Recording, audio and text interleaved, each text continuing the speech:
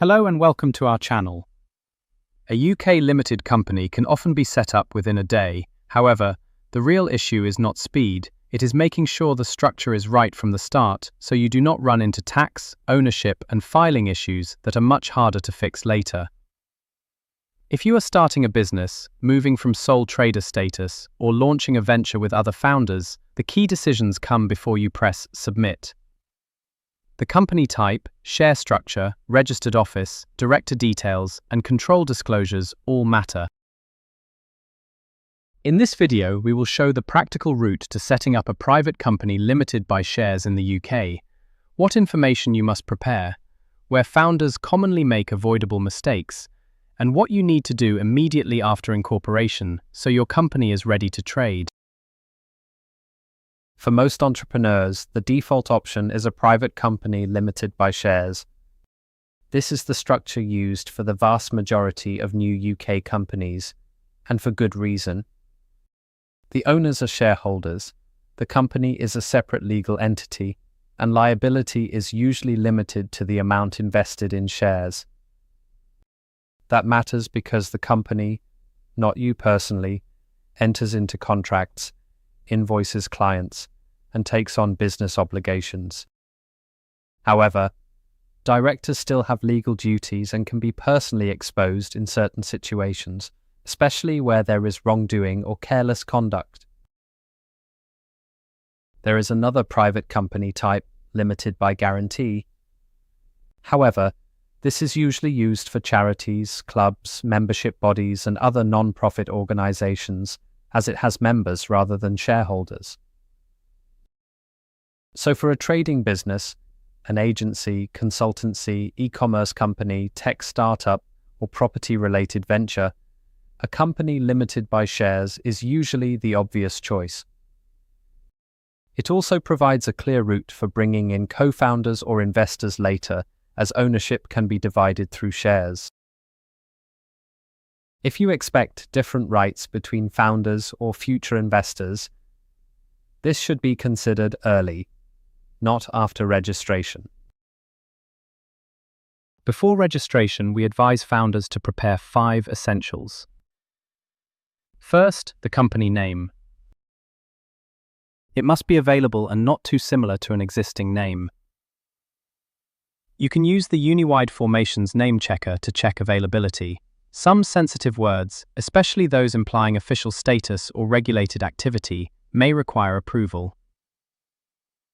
A private limited company name normally ends with Limited or Ltd. Second, think beyond name availability. Check whether the matching domain is available and whether there is any trademark risk. A low-cost registration can become expensive if you later have to rebrand. Third, decide what the company will actually do. You will need at least one SIC code, the standard industrial classification code that describes your business activity. For example, an IT consultancy might use code 62020 for computer consultancy activities. Choose the code that best reflects what you expect the business to do in practice. Fourth, choose your registered office. This must be a physical address in the UK where official company mail can be sent. Many founders use the address of a company formation agent or accountant rather than a home address, as the registered office appears on the public record. Fifth, decide who is involved. You need at least one director aged 16 or over. You also need to identify the shareholders and determine who qualifies as a person with significant control, known as a PSC. The ownership details are where many first-time founders rush and later regret it. When you set up the company, you must state the share capital and allocate shares. For a simple single-owner company, this is often one ordinary share worth £1 issued to that founder. That is enough to incorporate.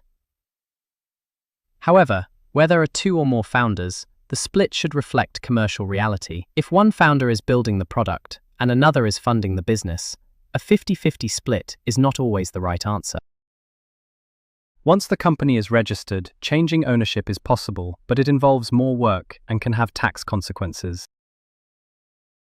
You should also identify any people with significant control, or PSCs. In broad terms, a PSC is someone who holds more than 25% of the shares, or more than 25% of the voting rights, or has the right to appoint or remove a majority of the directors, or otherwise exercises significant influence or control. You will also need articles of association. Many companies use the model articles, which are often suitable for straightforward founder structures.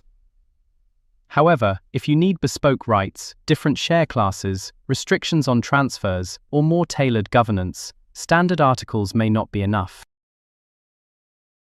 Once the structure is clear, the filing itself is relatively straightforward. You can file directly with Companies House or use a formation agent. Filing directly can work well if the structure is simple and you are comfortable completing everything yourself. A formation agent can be useful if you want help checking details, privacy services such as a registered office, bank account support, or help with related setup tasks.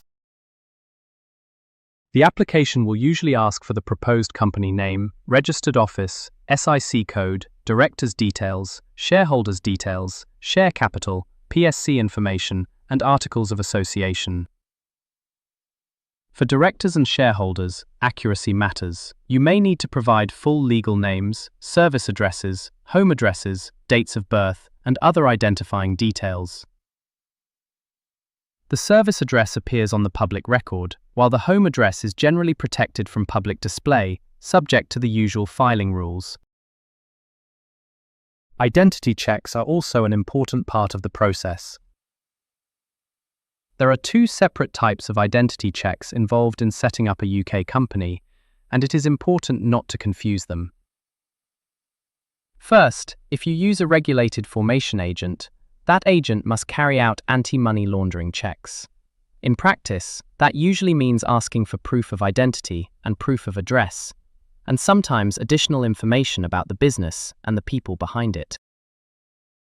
Second, under the UK company law reforms, directors and people with significant control now have to complete Companies House identity verification. Once verified, they receive a unique personal code, sometimes referred to as a PVC code. That code is then used to link the verified person to their role on the Companies House register. This verification can be completed either directly with Companies House or through an authorized corporate service provider, known as an ACSP. So if you are using an ACSP such as Uniwide Formations, the verification can be handled through that route instead.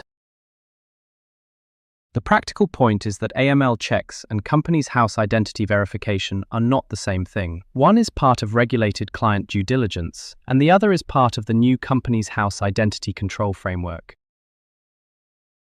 After approval, the company legally exists. However, that does not mean everything is finished. Most straightforward incorporations are completed within a few hours to 24 hours, although delays can occur if the application requires clarification or verification is incomplete. You will normally receive a certificate of incorporation, the memorandum and articles of association, share certificates, company registers, and an authentication code used for future online filings. Store these securely.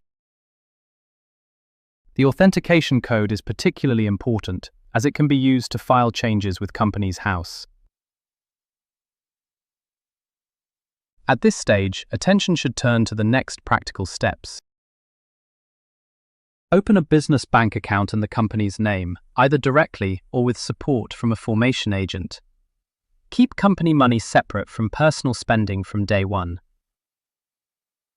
Put accounting software in place early so invoices, expenses, and bank transactions are recorded properly. If you are hiring staff, you may need to register for PAYE. If your business requires VAT registration, deal with that promptly, rather than after contracts have already started. This is also the right moment to decide how you will manage annual accounts, corporation tax filings, confirmation statements, payroll, and director record keeping. A limited company brings credibility and liability protection, but it also brings ongoing statutory obligations. The final point is the one entrepreneurs most often underestimate. Forming the company is the easy part. Running it compliantly is what protects the business over time. Each year, the company will normally need to file accounts, a confirmation statement, and corporation tax returns. Directors must keep proper records and act in the company's interests. If ownership changes, if a PSC changes, if directors are appointed or resign, or if the registered office changes, the public record usually needs updating. There are also strategic questions worth settling early. Should profits be retained in the company or extracted? Should founders take a salary, dividends, or a mix of both, depending on their circumstances? Do the articles and share rights still fit the business as it grows? These are not registration questions, but they are company setup questions in the wider sense, because they shape how well the company works in practice. If you need support at any stage, Uniwide Formations can assist with setting up a UK company and handling the practical steps around incorporation. If you are forming a limited company, the practical approach is simple. Choose the right structure, prepare the details carefully, verify identities early, file accurately, and treat incorporation as the starting point rather than the finish line. That approach gives your business a stronger legal foundation and far fewer problems to deal with later.